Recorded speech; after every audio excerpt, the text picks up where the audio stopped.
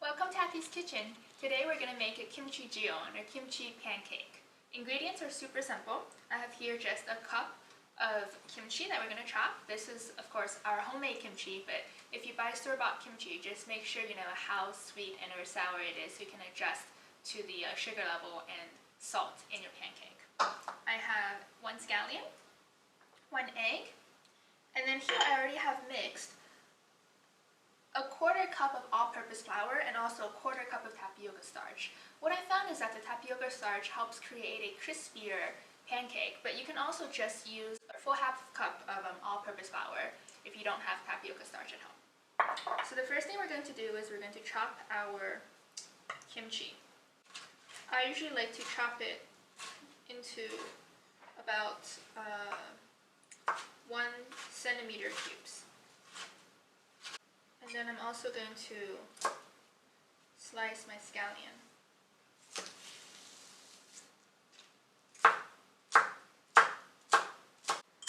Now I'm going to take my egg here, give it a good beating, add that to my flour,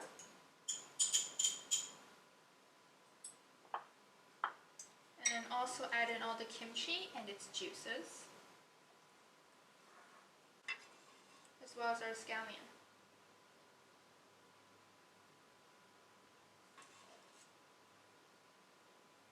And we're going to give that a good whisk.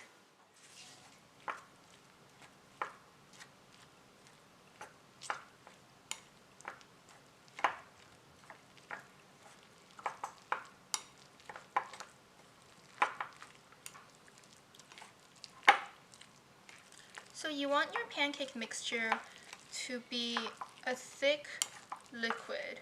So depending on how juicy your kimchi is, you just want to adjust for a little bit of a liquid. So here I'm going to add about 1 tablespoon of water to thin this out a little bit so it's easier to spread.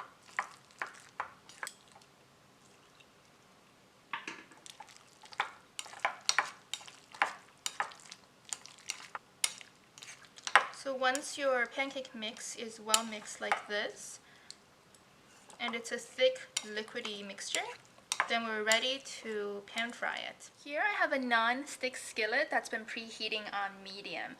I'm going to turn the heat to medium high and add 3 tablespoons of canola oil.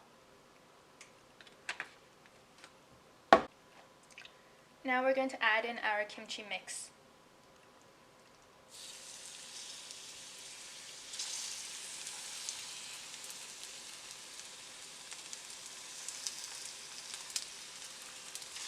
And give that a spread.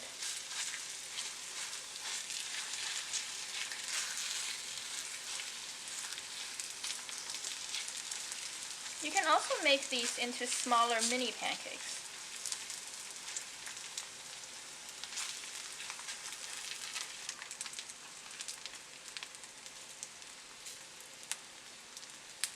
And just let it cook on medium for about 2 minutes. After 2 minutes, we're ready to give our pancake a flip.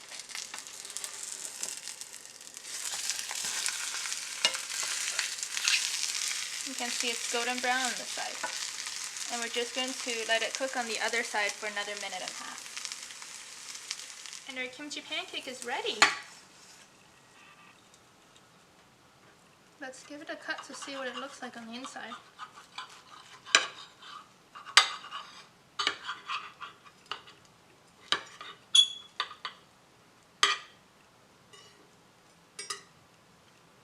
You can see it's golden brown on both sides, crispy on the outside, and it's just spongy enough because we added the egg on the inside to maintain all the kimchi juices. So give this recipe a try and let me know how it works out for you.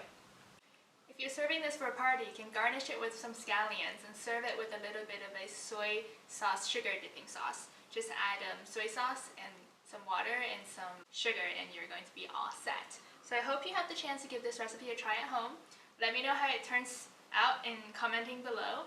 And remember to subscribe because there's going to be more delicious kimchi recipes coming soon.